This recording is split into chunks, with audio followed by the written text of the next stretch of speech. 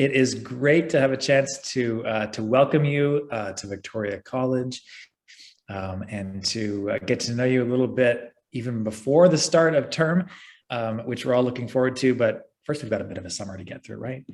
At any rate, it's great to be here. My name is Ira Wells, and I'm the Academic Programs Director of Victoria College. And I'm really thrilled to be able to introduce you to three super supportive Victoria College professors who have been very kind to devote an hour of their time this afternoon to saying hello, telling you a little bit about their classes, giving a few tips and a few strategies in terms of how to succeed in your first year, and of course, answering many of your own questions. So without any further ado, I will ask our panel to say a few words to introduce themselves. Of course, I know these folks very well, and they are major presences around Victoria College, and we're so glad to have them. Emmanuel, maybe you could begin by saying hello. Yes, hi everybody. Nice to meet everybody. So my name is Emmanuel Istrate. My background is in the sciences. Optics is my specialty. And a lot of the teaching I do at Victoria College is around science and the applications of science in society. So creativity in science, ethics in science, communication in science, communication with the public, and a number of things like that. Perfect. Thank you, Emmanuel. I'll turn it over to Professor Julia Forgy. Would you say a quick hello, Julia? Hello. Hi, everybody. Welcome. So my name is Professor Julia Forgy, as Ira just mentioned. I'm also a graduate of Victoria College, so I can relate on that level. So my position at Vic is I am an assistant professor teaching stream. So I do teach several courses, but I'm also the program coordinator of the Education and Society program. And I also teach in the Vic 1 education stream. So I'm the education person, if you will, at Vic. And the Education and Society program, or many of the courses in the in that program are, really examine education and teaching in many contexts. So we have a lot of students interested in a career in teaching, but also in other, career paths where teaching or an understanding of education and the role that education plays in various contexts would be valuable and meaningful. So it's a great place. You're a great place. You made a wonderful choice. You're going to have a wonderful, wonderful 4 years here. And we're just delighted to be here and get to know you a little better and support you through your exciting journey here at Vic. Thank you so much, Julia. And over to Professor Kathy Sutton. Hi, Ira, and hi, everybody. Welcome to this meet and greet. I'm Professor Kathy Sutton, and I teach in the Material Culture and Semiotics minor here at Victoria College. Some of you might not be familiar with material culture, but I hope you have an opportunity to take some of the courses in our minor and become familiar with it. The goal of our courses is to understand how to think about objects and how to integrate the study of material culture, of objects and collections and artifacts into academia. And I teach a number of courses in that department, as well as a couple of Vic 1 courses, which I'll tell you about in a few minutes. So welcome, everybody. I hope I get to know some of you over the 4 years that you're at Vic. Perfect. Well, thank you very much for that quick hello, everyone. We'll go back through our panel, maybe in the same order that we proceeded in thus far. And just to let everyone in the audience know, I am going to moderate a quick discussion where we'll go through several rounds of questions with our panel based on things that we thought might be of interest to you as first-year students. And then we will enter into breakout rooms and give you a chance to have a bit more of a small group dynamic with each of us. So there'll be plenty of time for questions and breakout rooms, but I'll just continue along now with our panel and ask, first of all, just can you describe in maybe just a little bit of detail what courses you teach and what students learn in those courses? Emmanuel, over to you. Yes, thank you. So one of the courses I do is the Vic 1 course is for the Vic 1 stream in the physical sciences. The course I do is called Physical Sciences Today, where we look at kind of the things that scientists should know that are not part of your science courses. So, you've got your math courses, your bio courses with equations, with all the scientific concepts. But what else do scientists need to know? There's questions of how science is organized, how science gets published and communicated. What does it mean for a scientist to be ethical? Science these days gets done in big teams, and how do people work with each other in these teams? So that's one of the courses I do. I've already mentioned briefly the other one. I teach a course in creativity in the sciences. Unfortunately, many people kind of talk about, there's the sciences and then there's the creative arts, as if creativity is kind of an artistic thing only. But we're looking at what it means to be creative in the sciences and what we know about creativity. There's this big challenge in science that you can't really be creative unless you have a good background, right? Like you need to know the present stuff really well before you can move into to develop something new. At the same time, if you study something a lot, some people think that, oh, I just learned to memorize things and I'm just going to repeat what was taught to me. And how do you get over that? So these are some of the challenges in creativity in the sciences.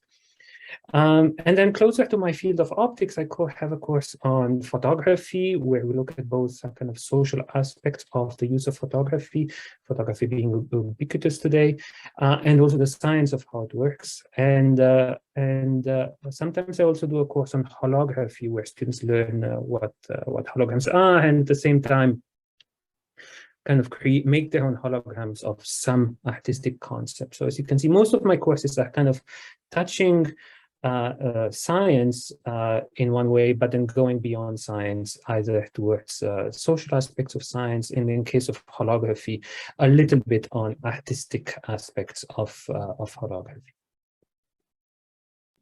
Thank you very much for that, Professor Strate. Professor Forgy, could you tell us a little bit about your courses and what students can expect to learn? Yes, absolutely. I'd be happy to. So I'll start from first year. So I do teach a course in the Vic 1 education stream. This course is Vic 151 Theories and Practices of Teaching.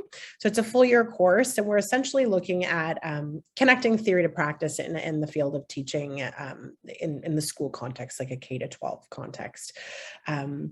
We start off in the first semester really talking about various topics from a theoretical perspective. So we'll talk about things like school choice or teacher controversial issues, curriculum development, sort of policy in education. And then in the second term, we apply those sort of theoretical concepts and ideas to practice, and we really go deeply into what are teachers really doing in the classroom, and lesson planning, and teaching specific subjects and integrating subjects and assessment. And so it's a really nice course, and many of our students go on to do the education and society minor because they're really driven and interested in learning more about education. And then I teach a 200 level course in the education and society minor. This is child and adolescent development in education. So it's going to essentially look at children and adolescents and how they develop, with focuses on topics related to learning and language, social, emotional, moral, and physical development. We explore the relationships between school and these various forms of development, the role teachers and educators can play in shaping a child in their developmental trajectory.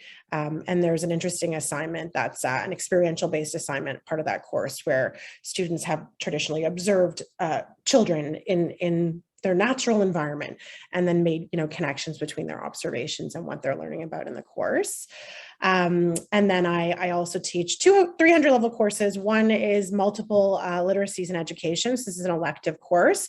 And essentially we're exploring what it means to be literate in the 21st century. So changing perspectives of literacy that are moving away from a focus on print literacy and text, reading and writing, to, developing skills in digital literacy and critical literacy and visual literacy. We're accessing information, and in many ways we we haven't, historically, and what skills are we using and developing, and what do we as educators need to do to prepare our students for this evolving landscape. So that's multiple literacies in education. And then the last course I teach is more of a supervision-based course. I supervise students in the education and society minor as they pursue their education internship. So these are students who are now completing a number of requisite hours in the field, in schools or NGOs or other education-related organizations and agencies.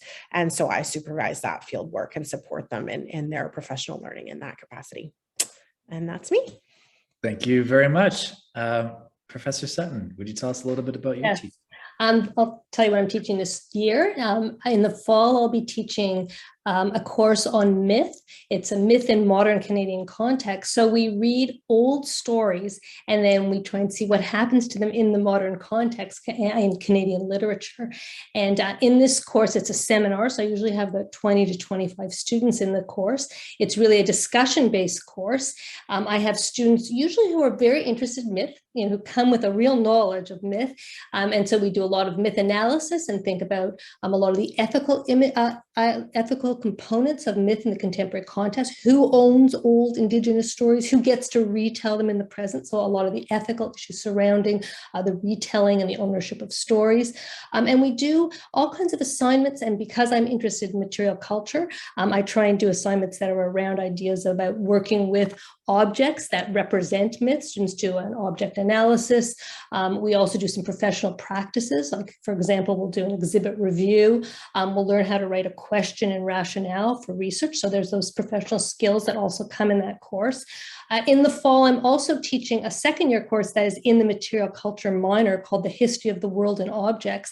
And it's a very popular course because we have it's a team talk course. So we have it goes all year, 4 different professors. There's myself, I'm an anthropologist. We have an archaeologist and a historian, and the head of the gardener, the curator, also teaches one of the sections. So you get a really 4 very different ways in which people are looking at objects. So every 6 weeks you get a new professor, very different topics, and we try and let the students join the dots together to figure out, what does this have to do with material culture, and how are these 4 different professors bringing ideas together. So that's a very popular, and I think students really enjoy that course. And the other thing, which is one of the major things I do in the department, is I run a material culture internship course for 3rd-year students. So students who are at Vic and who are doing the material culture minor have an opportunity to do a placement, either a half year, a full year, in the field of material culture. So we have students who are placed at Casa Loma, at different archives on and off campus, working with heritage. For example, the Ontario Heritage Trust had one student doing an archaeological project last year, another student who did research into textile conservation, for example. So that's a nice program because you have an option for either a half course or to do it throughout the full year. And again, that's also a popular course. And then in the winter term, I'll teach a course, another 100 level course called The Secret Life of Things. And that's sort of an introduction to material culture.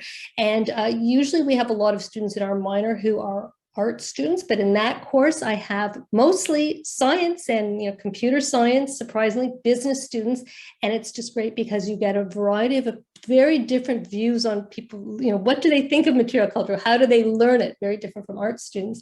So that's a really, if you're looking for a course in history that's different from your other courses, that course works very well as a way of learning something about material culture and bringing your own background from your other courses, into the discussions that we have in that 100 level course.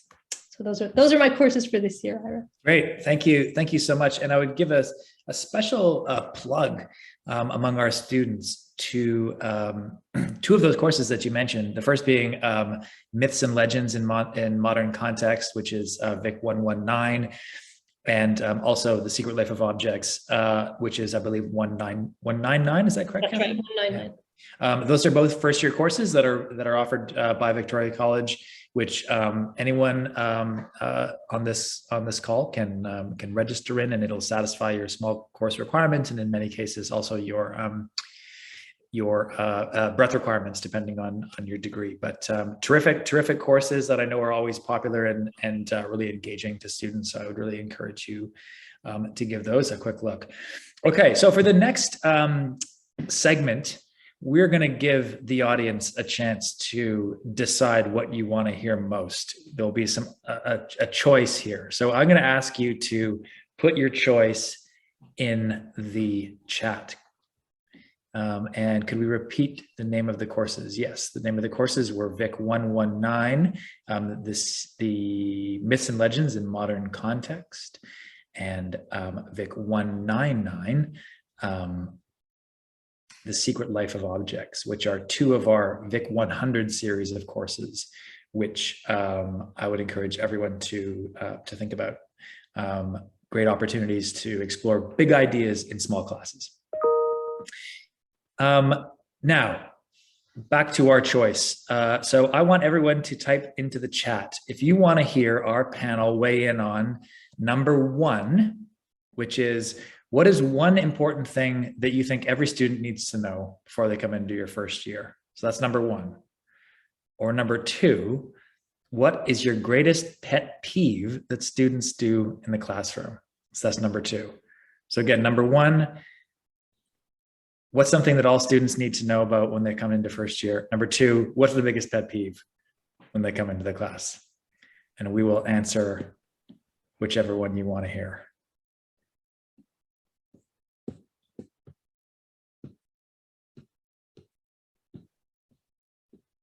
It looks to me as though one has the edge. So we are going to do, what is the most important piece of advice that we can give to incoming first-year students? What one important thing do you think students need to know before they come into first year? Professor Estrate, over to you. All right, thank you. And of course, there's many things that people need to know, and I'm sure that everybody's kind of also Googling a lot of things, and life at university and all of that.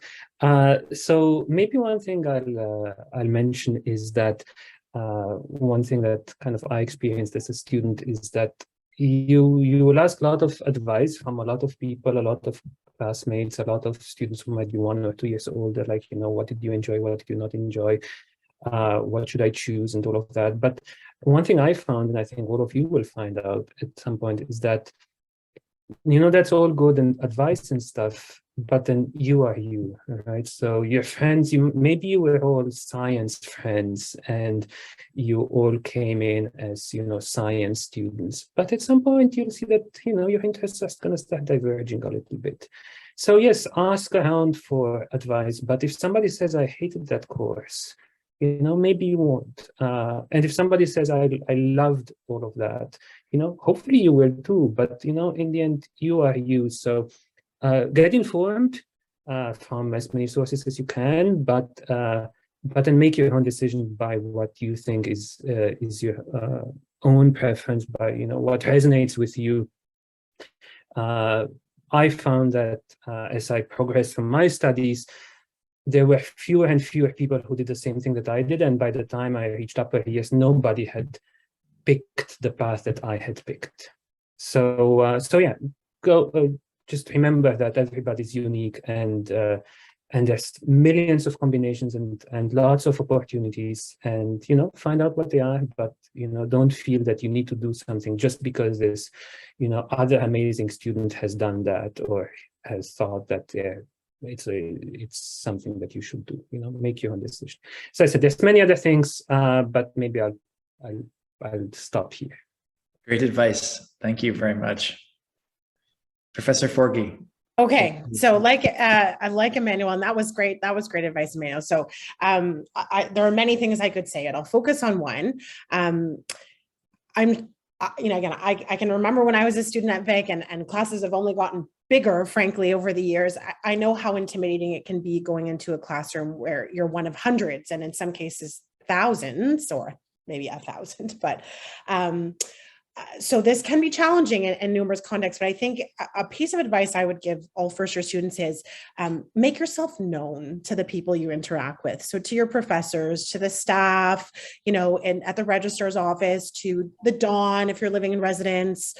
You may not be able to make yourself known to all of your peers in class, but get to know a few people, because in my experience, when you feel a sense of connection to the people around you, you're going to get more out of that experience, regardless of whether it's a class or an event, a community event. So I always suggest, on the first day or the second week, or when it's appropriate to do so, and maybe in some cases it's an email, if you're not, confident, trotting down at Con Hall and addressing the professor, in class, reach out to your professors and just introduce yourself. Say, hi, this is my name.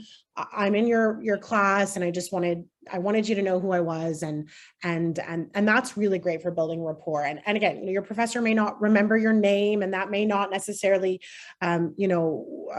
sort of start a conversation in the moment, but it's going to be meaningful for you and for your professor. And who knows, maybe a couple of years down the road, you'll be going back to that same person and you'll be asking them for a favor or a reference letter or something. So forming those early relationships, I think, are really important. So don't hesitate, in whatever way makes sense to you and you feel comfortable doing so, reach out to your professors and the people around you and make yourself known. So that would be my advice. Great advice. Thank you very much. Professor Sutton, what's your piece of advice? Yes, I think that was both Emmanuel and Julie gave very good advice, and I want to build on what Julie's saying, which is the small Vic 100 seminars are a really good opportunity to meet your professors. I mean, I tell my students right away, I want everybody in the first few weeks to make an appointment or come during my office hours and come and talk to me. That's absolutely important. Get to know me. I have many students who start off, I meet them in first year, and I just supervised someone in the fourth year who was originally one of my first year students. She went into the material culture minor, and then I supervised her in an independent course in fourth year. So you really can build relationships starting in the first year. But my advice to students also is, don't forget that this is just first year is a small step in a long journey. And your educational journey and your journey to your career it takes a lot of years. And so if you have some issues, in the first year, don't think you're finished. You can always correct them, because it is a long journey. There's many ways to get, as Emmanuel said, lots of different paths to a final goal. If you have some problem in a test or in an assignment, it's not the end of the world. There are ways of correcting these things, because it is a long journey and you have an opportunity to do that. So I just really, think this is just the very beginning, so that's like the positive part about going into first year. You're just starting. So it's very exciting. For that reason, the opportunities. Yeah. That's great. Thank you. Thank you so much for all of that advice. One just additional piece of advice that I would chime in from the peanut gallery is that, and this may sound very cliche, but I do think that there is value in joining something. Obviously, that may sound a little bit cliche, as I say, and you may not want to, nobody wants to join everything, but there are an incredible array of opportunities on campus, more clubs and more ways to get involved, that in fact, so many that it may seem a little bit overwhelming at times. But if you have a look at just what's available before you arrive, and then that way, when certain kinds of opportunities come up or ways of getting involved, you've had that little seed planted in the back of your mind. And I do think that having social groups that aren't entirely focused around classes is also quite healthy. So I would just say, whether it's some kind of artistic practice or musical practice or sport or photography or games or whatever the case may be, there's a lot going on campus, and I think that developing those social bonds is absolutely something that should happen in your first year too. Prioritize it, make it happen. Okay, I think that there was enough interest. I saw enough number 2s in the chat too. Why don't we do that one as well? Professor Estrate, do you have any pet peeves in the classroom? I mean, students are great, and there's nothing that I would call a pet peeve and so on. But maybe I'll build on what Julia has just said, which is that some people at U of T say, well, at U of T, you're just a number. And I really hate it when I hear that, especially when it comes, well, how should I say this? It's very comfortable. You can totally do that. You can, take large classes and you always sit somewhere in the middle of a huge crowd. You hand in your assignment, the professor grades your assignment, you see there something like, some name, you have no idea who this person is, and you can do this for all of 4 years, and then, yes, you are a number. Nobody has, talked to you, and it's possible, and some people might call it even comfortable, because, there's a bit of comfort in anonymity. But it really bothers me when I see people do that. So maybe one thing that I'll say, and it's kind of aligns with what we've heard before, is like, don't do that. Come and talk to people, and maybe with a slight exception of those monster first year 1,000 student courses, the professors will talk to you, and if you stay behind after class with questions, or if you show up to office hours, you will be able to talk to the professors. They will know you by name. They will find out what you're interested in.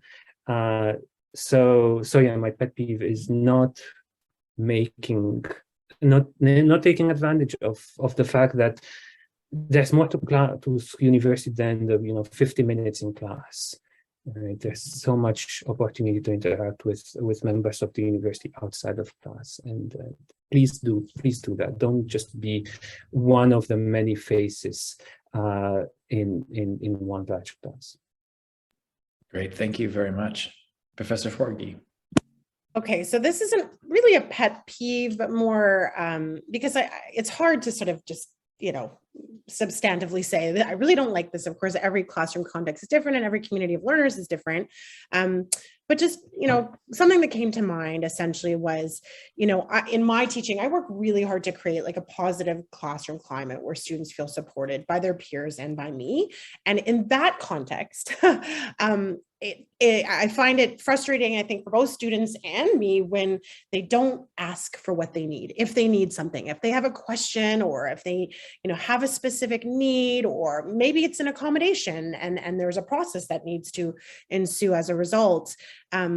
We can't support you and help you if you don't ask us. And I realize, it's a bit loaded to say this because there are different contexts. You may come into a classroom where you feel very comfortable to ask for help or ask your question, and then other environments where you might not. But we really can't support you unless you tell us what it is you need. So I really encourage you to, whether it's one professor or your registrar or a mentor, a student mentor that you meet during orientation, feel that you have somebody, hopefully more than one person, that you can connect with to ask for help if you need to help, because there are wonderful, wonderful supports and lots of wonderful people willing to answer your questions and help support you. But we need to know if you need us or if you have a question. So that would be my advice / pet peeve. Thank you. Professor Sutton. Yes, that was a very good point. That was nice, just made by Julia, about making sure you tell early in the term, I need an accommodation, or I would like some help with my writing, etc., because the resources are definitely available at Vic, and not the last week of school, but at the beginning. Set it out right from the beginning. But my pet peeve, I'd say, happens not in the class, but after class, which is, a student will write to me and say, I missed class today. I wasn't there. Did I miss anything? And I'm like, yes, the class was 2 hours. You did miss something.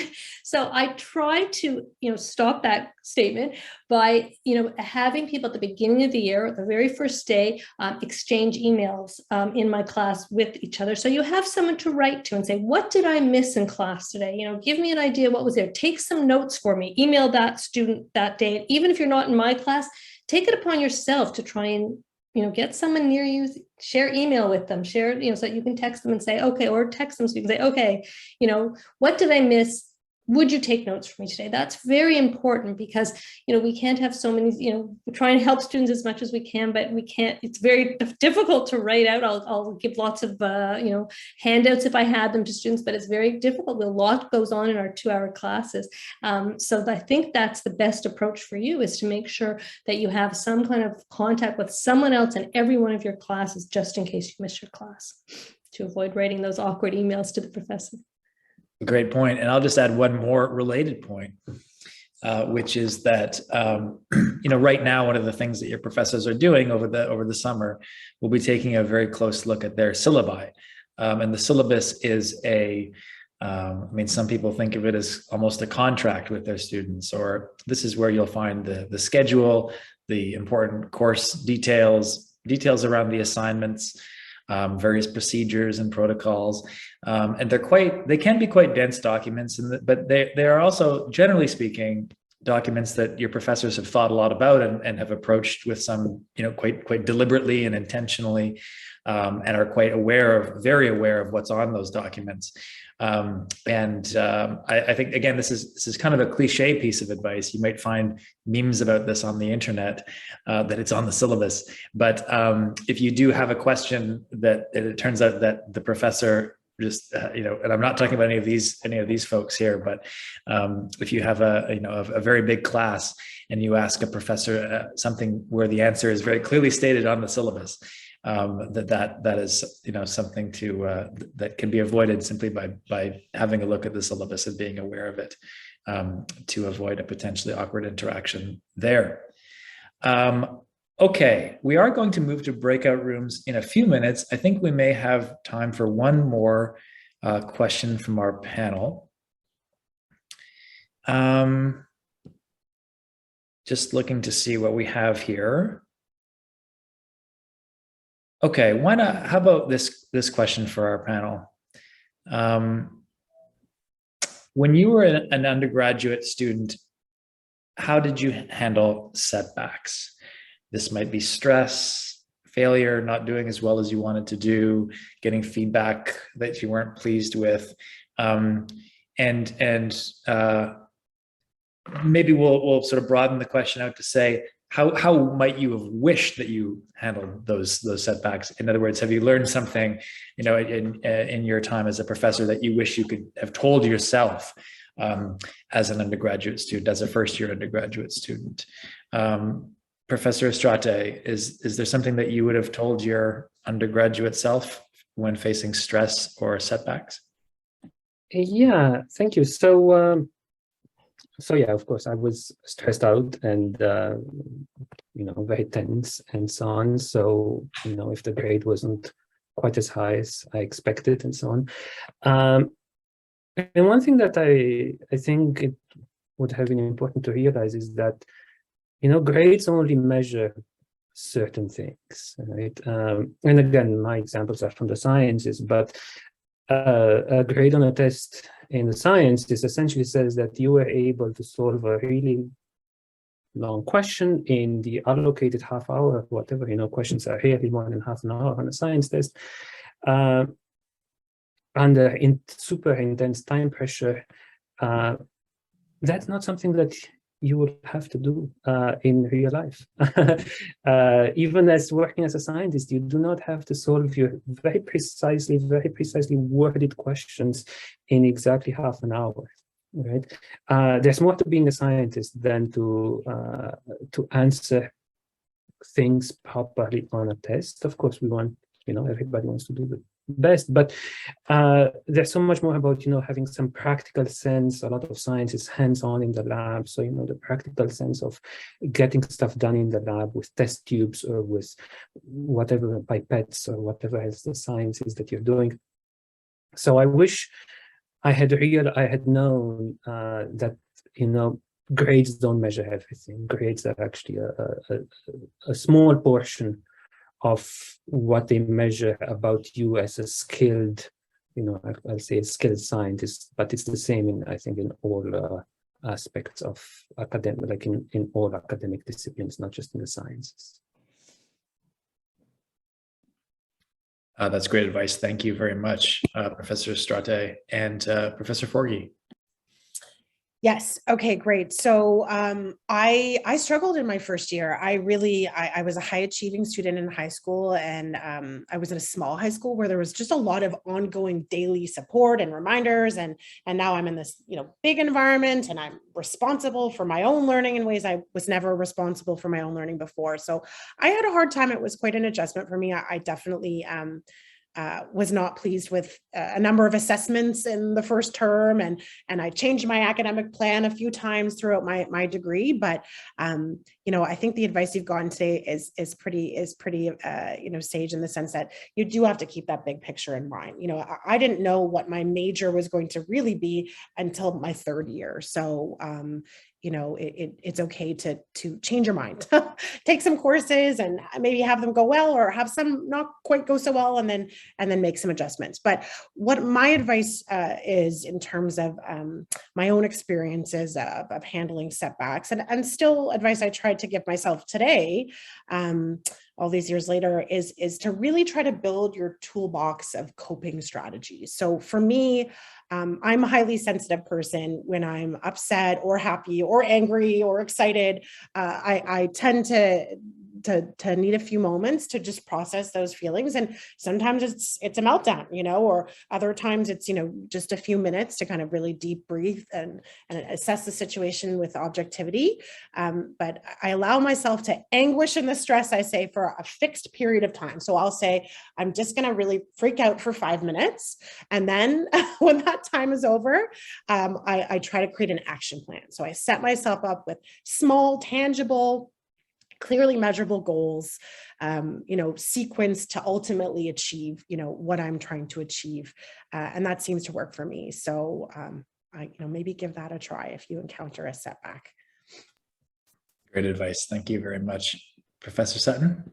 Yes, I think I should have been more stressed in my first few years at university. I think I wasted a lot of time, and I was thinking about other things, and I wasn't focusing enough. And then suddenly, in end of third year, I thought, well, what's my major? And I got very worried, and I met someone who said, oh, she was going into museum studies, but you had to have a major in history. And I was like, oh no, I didn't take the right courses, and I didn't specialize, and I just panicked.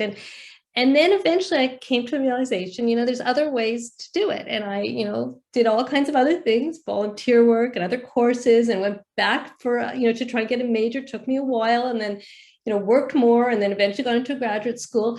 But it was, I realized looking back on it, it's not a mistake. Whatever I did, you can, as I said at the beginning, it's a long journey, and you really can correct it. So I think that, that this pressure we put on ourselves at every assignment and every test and every year is so important. Yes, of course they are important, but there's all kinds of ways in which your path, like Julie said as well, you might start off thinking you're going into one subject area, and then you really can do a U-turn and say, that's not really what I'm interested in. I'm interested in this.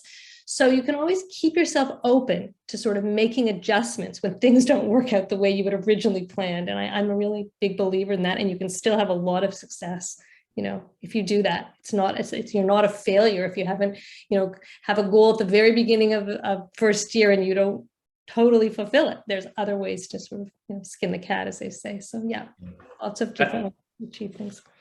Absolutely. That's also great advice. Thanks to all three of you for that for those thoughts. I'll just throw one last one in myself, which is that, in my sense, it's always valuable to when you're thinking about your education, or when you're thinking about really anything that you're doing, to be able to differentiate the things that you can control from the things that you can't control.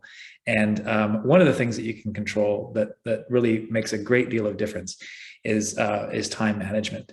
And I think that many undergraduates and many people who encounter difficulties, it's due to time management. And one of my favorite metaphors for thinking about this is, if you can imagine that somebody told you that you have to dig a swimming pool in the backyard, and they gave you a shovel and they said, go and do it. Well, it would take you about 2 minutes until you'd be completely overwhelmed and you decide that the task was impossible. But if you decided that you were going to take 5 shovelfuls a day over a period of time, all of a sudden when the year is over, you'd have your swimming pool in the backyard. Right. And you'll find whether it's you're tackling writing assignments, whether you're tackling studying tasks, reading tasks, don't get overwhelmed when you look at this thing that you have to do, and it feels like you have to dig a swimming pool in your backyard. Instead, just take 5 shovelfuls out and do the same thing the next day and the same thing the next day. And by the if you start well enough in advance and have given yourself some time, you'll end up with that task accomplished. Okay, we will now wrap it up for this segment of the conversation. I will thank again Professor Emmanuel Estrate, Professor Julia Forgey, and Professor Kathy Sutton. Do yourselves a favor and try to take at least one of their courses over your time here at Vic. 3 really thoughtful and terrific instructors who I'm so proud to be able to call my colleagues. We will now move into breakout rooms, and these will really be kind of student-led. So please bring your questions. We're happy to address more specific points, chat informally. But Sarah, I will let you go ahead and activate the breakout rooms whenever you're ready.